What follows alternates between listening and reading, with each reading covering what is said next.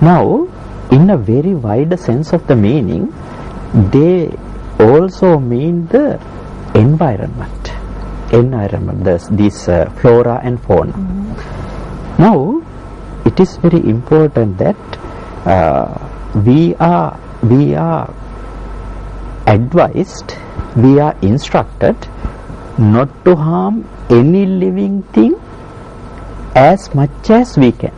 For example, we were both in India and Sri Lanka, in most of the countries like Thailand or Myanmar where Buddhism is being practiced, we were some agricultural nations. We did and we are doing agriculture for our living. So in such a society, that this not destructing and not cutting plants or trees is something difficult to follow. But in the case of Buddhist monks, especially higher ordained monks, it is a mistake, it is a wrongdoing to cut a tree without a purpose. It means that we should develop within us a great sense of respect for the natural environment. Now when we look at the world today, we are talking about this eco industries and sustainable development. We have to preserve the environment. The flora and fauna are indispensable parts of our life, and if the life is to be continued on this earth, we have to preserve this environment. So Buddhism says that when we are living on this earth, the first principle is to respect the other forms of life, respect all living things. So when we are observing Panatipata, we are observing Panatipata, then all the lay people and the lay society also instructed to observe Panatipata, which means respecting all the other forms of life, which is a very important principle, I think, for the today's world and for the tomorrow's world. Now we talk very much about these human rights and the things in today's world. What is the first right according to the Universal Declaration of Human Rights? The right to life. The right to life. But unfortunately, the Universal Declaration of Human Rights talk about only the right of human beings, only the right of humans. But this particular precept called Panatipata is talking about the right of all the living things, not only the human beings but other living creatures, even the environment. Therefore, actually, when we study these meanings, actually we come to know what the Buddha meant.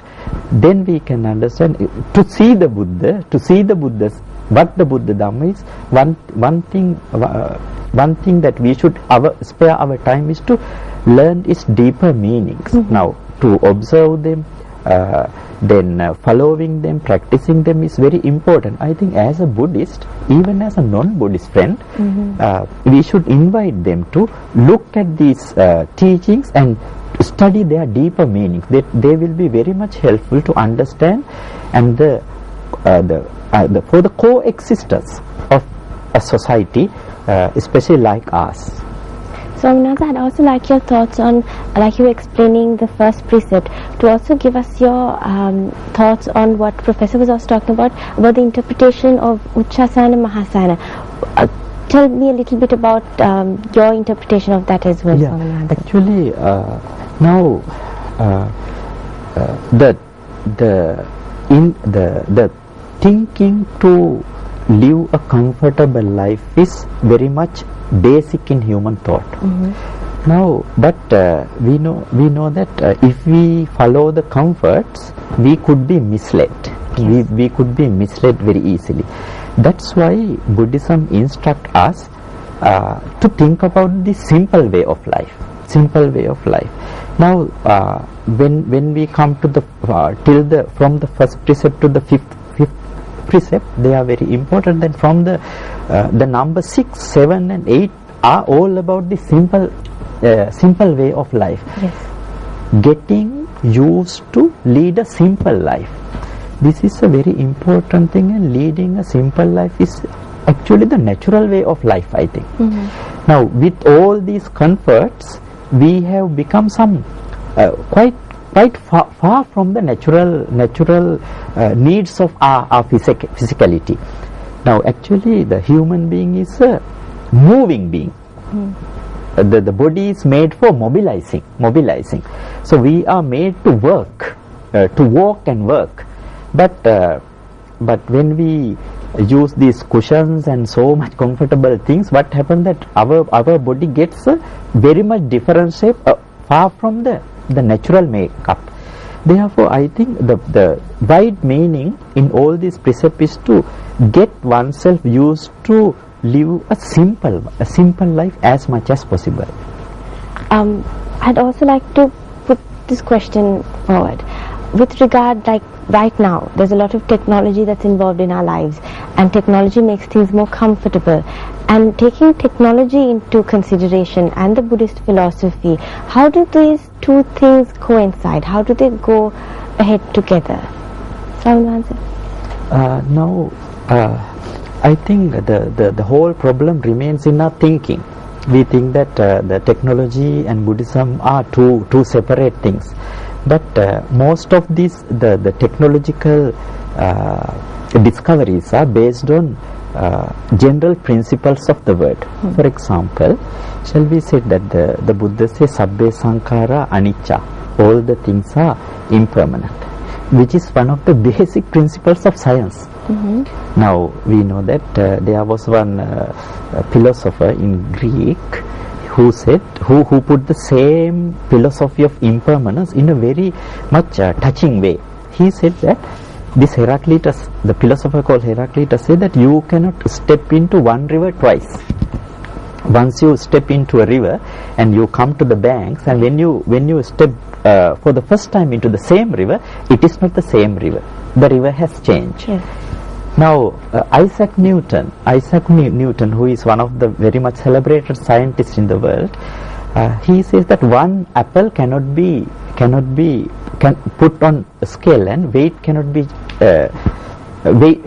be weighted for second time. Once it's weighted, and when it is weight is checked for the second time, it is not the same apple. It's changed. Yeah, it has changed. Okay. The weight has gone down.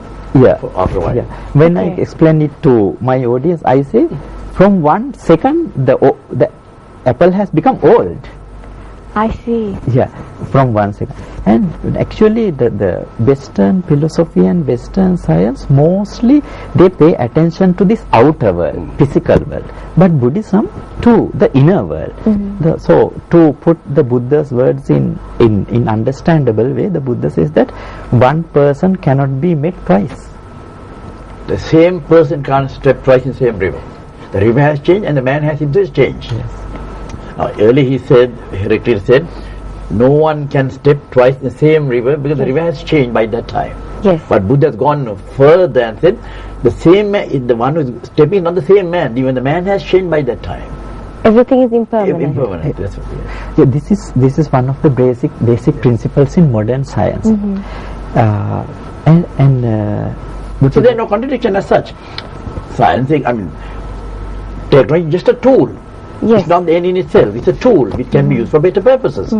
For Buddhist purpose, it can be used. You can have Buddhist websites if you want to get the technology involved. So technology is a tool for making our life happy, or you can misuse it and abuse it to make things difficult with computers or technology. But as in the Buddhism is for the middle path. Never goes to extremes. Even in the way of life, we don't go to extremes. We don't want to kill anybody purposely, knowingly, intentionally. But when I walk on the ground or something, I might step on an ant, or not intended to kill, but somebody might get killed. So when I do agriculture, in any farming kind of life, it's possible for worms and certain animals to get crushed and killed in the process. Yes. But there's no intention. But even then, our Buddhist kind of villagers do not plow on the full moon day, Why is that? because at least on that day animals are spared the I see. life. He shouldn't really, because if you completely avoid agriculture, then there's other problems. We have no way to get our material sustenance. Yes. So we have to do agriculture. Yes. But he has the conscience in when I do agriculture, some animals get killed. Therefore, at least he clears his conscience by avoiding plowing or tilling on a full moon day. Even fishermen. Now fishermen know exactly, they go and kill, they get a lot of fish. But do you know that in our country, Buddhist fishermen do not go fishing on poor days? When in the olden day, when villagers set fire to cultivate dry land to have a chain of cultivation, they don't immediately set fire.